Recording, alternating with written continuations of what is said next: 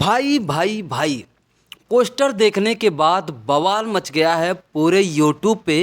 अब तक की भोजपुरी में ऐसी कोई मूवी नहीं बनी है, यहाँ तक कि खेसारी लाल यादव की भी ऐसी कोई मूवी नहीं है।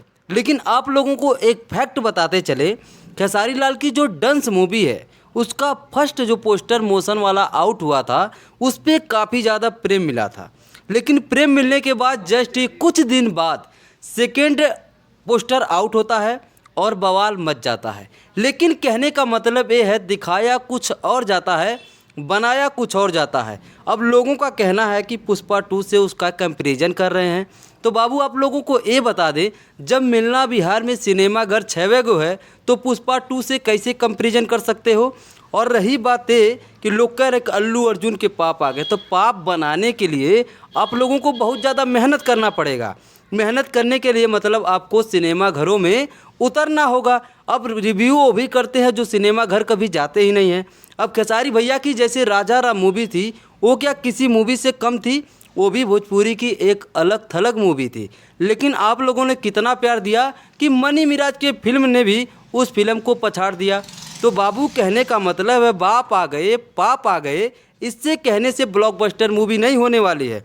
आप लोगों को अल्लू अर्जुन की तरह, जिस तरीके से पटना में गांधी मैदान में अल्लू अर्जुन ने मूवी का हाइक क्रिएट किया, उसी तरीके से आप लोगों को खेसारी भैया का जो डंस मूवी है बाबू, हाइक क्रिएट करना पड़ेगा। जिस मूवी का जितना ज़्यादा हाइक होता है उतना ज़्यादा वो मूवी परफॉर्मेंस कर पाती है। तो इसके लिए बाप आ गए पाप आ गए ऐसा कहने से घंटा नहीं उखड़ने वाला है। इसके लिए दबा के शेयर करना पड़ेगा, दबा के प्रचार प्रसार करना पड़ेगा और सभी लोगों को बाबू सिनेमा घरों में जाना पड़ेगा। भोजपुरी को सिनेमा हाउस क्यों नहीं मिलते हैं? क्योंकि दर्शक नहीं उस मात्रा में हैं। अगर दर्शक पहुंचेंगे, किसी चीज़ की अगर डिमांड बढ़ती है तो बाबू ऑटोमेटिक उस चीज़ की सप्लाई बढ़ जाती है। तो जनता जिस चीज़ की मांग करेगी, अगर आप सिनेमा हॉल उतरेंगे भोजपुरी मूवी को देखने के लिए, तो सरकार क्यों नहीं इस पर ध्यान देगी? तो आप लोग तो देखने जाते नहीं हैं, सब एल्बम के दीवाने हैं। भोजपुरी इंडस्ट्री दरअसल एल्बम इंडस्ट्री है, न कि सिनेमा इंडस्ट्री। तो बाप अगर बनाना है तो सबसे पहले बाबू फैनगिरी दिखाना होगा और जलवा दबा के करना होगा। जो पोस्टर मोशन आउट हुआ था उस पे प्यार तो कमी है, अभी 1 मिलियन भी नहीं पहुंचा। तो अल्लू अर्जुन से कंपेयर कैसे कर दिए कि बाप आ गए? वो पैन इंडिया स्टार है और स्टाइलिश स्टार है, आइकन स्टार है। और अपने जो भोजपुरी का इंडस्ट्री है ना बाबू, वो खाली यूपी बिहार और कुछ ही राज्य तक सीमित है। तो कंपेयर करके किसी को गाली मत दो। अगर आपको बाप कहना है बाबू तो बाप बनाओ। और मूवी में जो पोस्टर दिखता है ना वैसा होता नहीं है। आपको पता है भोजपुरी इंडस्ट्री अभी बहुत छोटे लेवल की है।